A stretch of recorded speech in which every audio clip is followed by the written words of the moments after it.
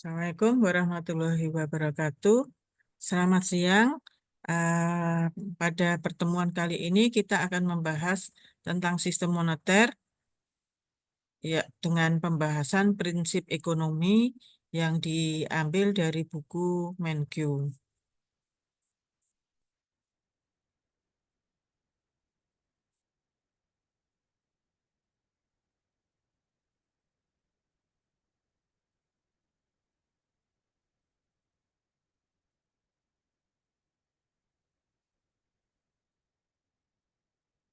Nah, kita membahas tentang mengapa sih ada uang itu penting.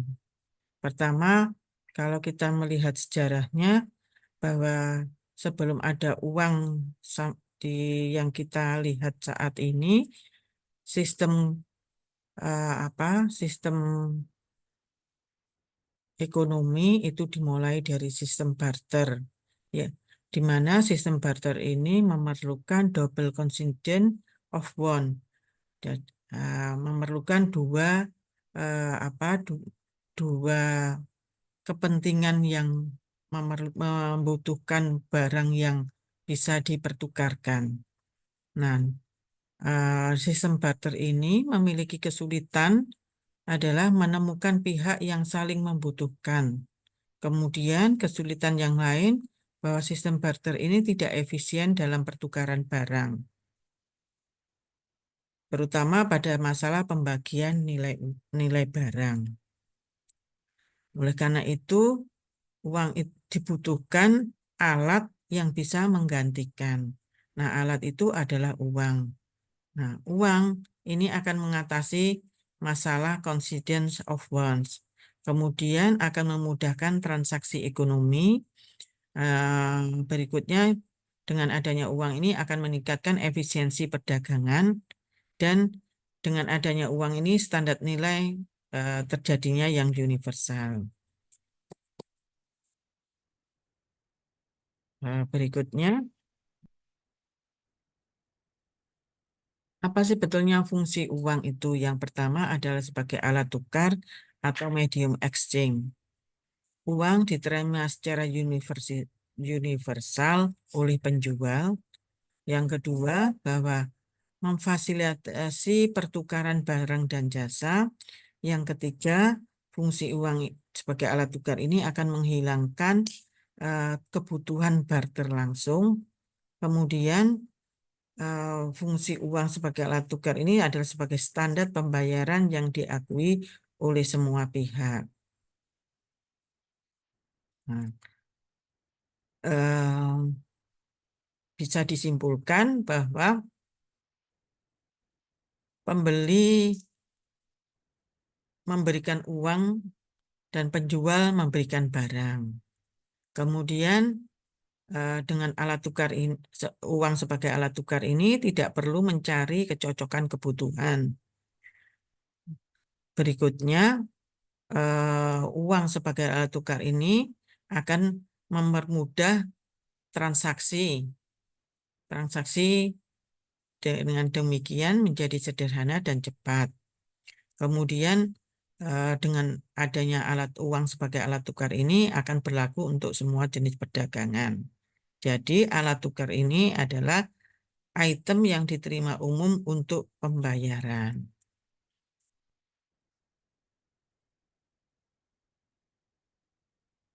Nah, yang kedua, fungsi uang sebagai satuan hitung, unit of account, di mana standar ukuran nilai terada standar ukuran nilai ekonomi.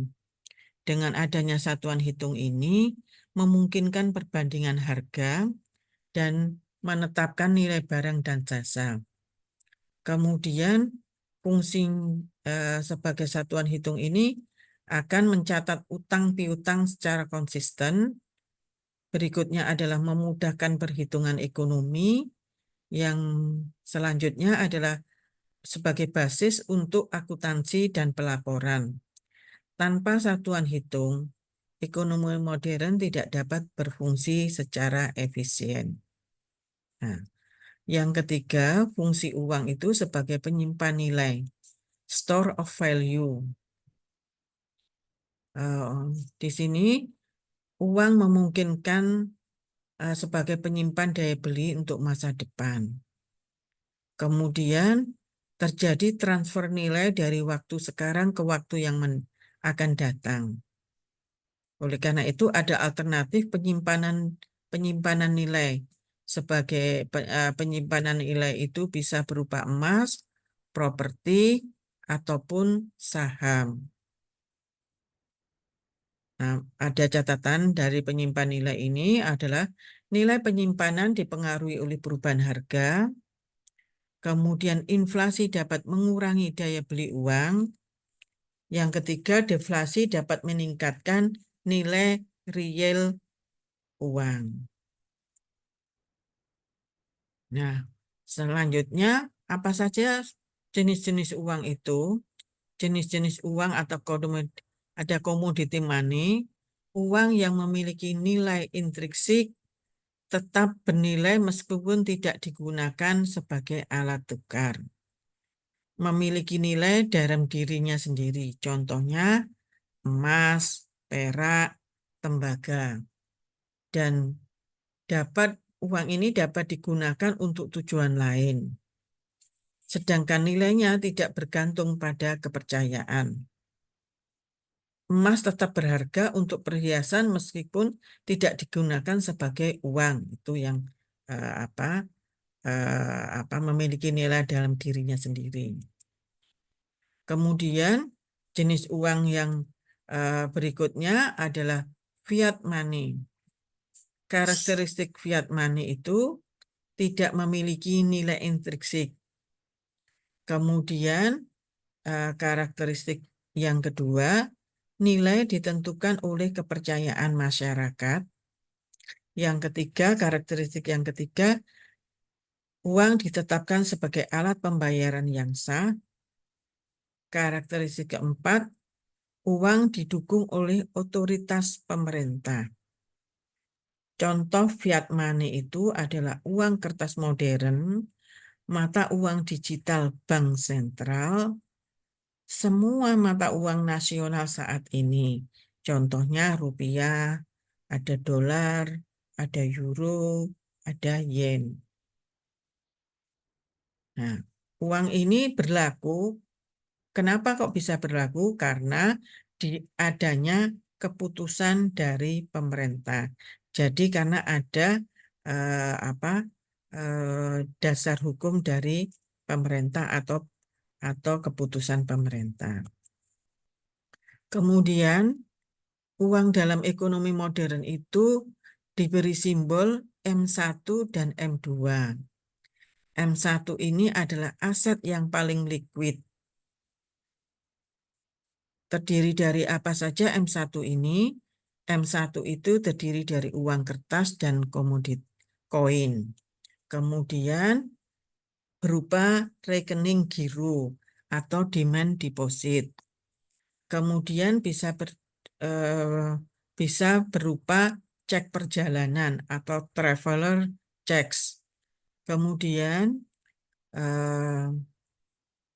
M1 ini bisa juga berupa deposito yang dapat dicairkan.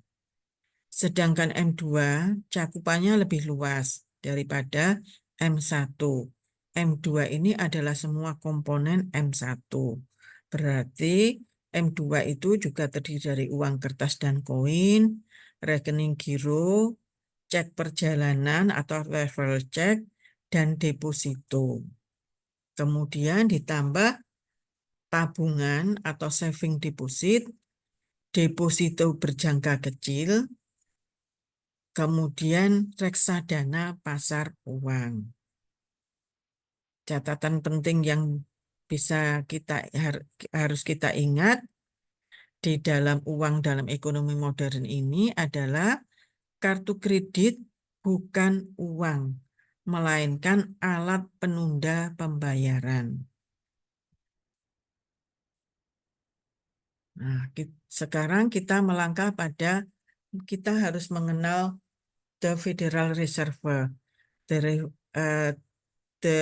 Federal Reserve ini adalah bank sentral namun bank sentral dari Amerika Serikat, di mana bank sentral ini lahir sejak tahun 1913.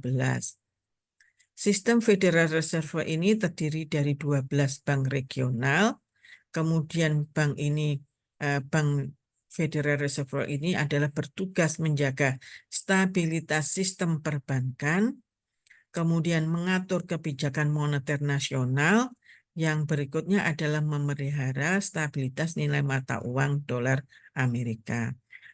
Mengapa kita harus mengenal The Federal Reserve? Karena eh,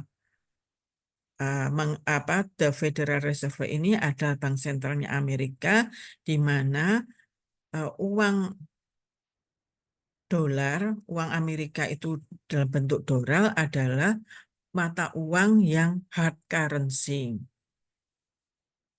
Selanjutnya, kita harus tahu juga tentang tugas dari the Fed atau dari Federal Reserve ini. Federal Reserve ini adalah bank sentralnya Amerika, kurang lebihnya tugas dan fungsinya adalah sama sebagai bank sentral di seluruh dunia. Tugasnya apa? Bank sentral ini adalah yang pertama adalah sebagai regulasi bank. Nah, regulasi bank ini ada 3 kelompok yang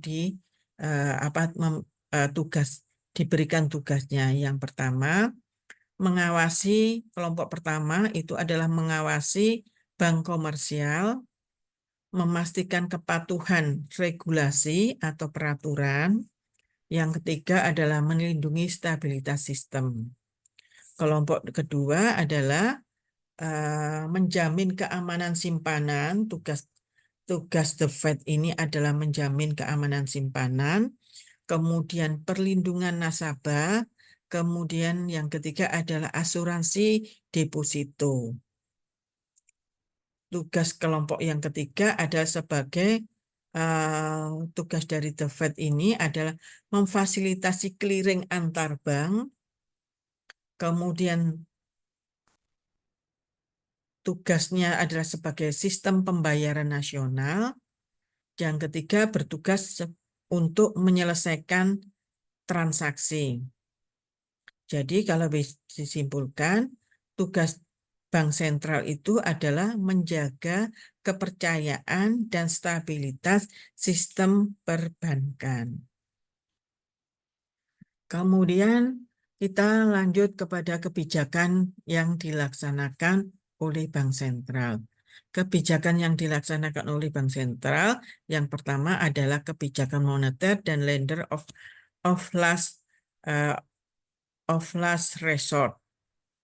Apa itu kebijakan moneter ini? Adalah mengontrol jumlah uang beredar dalam ekonomi, kemudian menetapkan suku bunga acuan Federal Fund Rate. Yang ketiga adalah mempengaruhi inflasi dan pertumbuhan ekonomi. Selanjutnya, kebijakan moneter ini juga menyediakan likuiditas darurat saat krisis perbankan, kemudian mencegah bank run dan kepanikan sistemik, dan berikutnya ada menjaga stabilitas sistem keuangan nasional. Jadi, bank sentral ini berperan vital sebagai stabilisator ekonomi dan sistem perbankan.